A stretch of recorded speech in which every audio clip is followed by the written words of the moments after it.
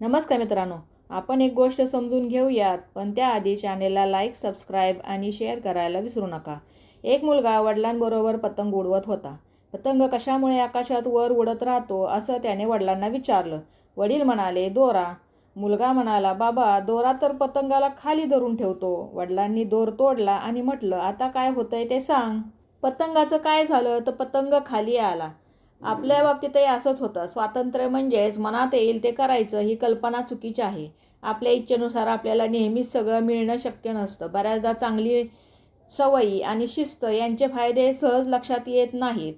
तर याउलट ज्यांना शिस्त आणि चांगल्या सवयी नाहीत अशा लोकांच्याकडे शिस्तीचा अभाव असल्यामुळे यशापासून लांब राहिले जातात.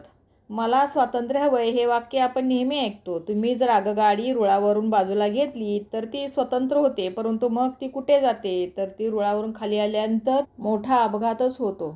यातून आपण काय शिकलो तर आपल्या आयुष्याबद्दल असंच म्हणता येईल. काही वेळा जी गोष्ट आपल्याला खाली ओढते असं आपल्याला वाटतं, तीच गोष्ट आपल्याला भरारी मारायला मदत करत असते. ही गोष्ट म्हणजे शिस्त.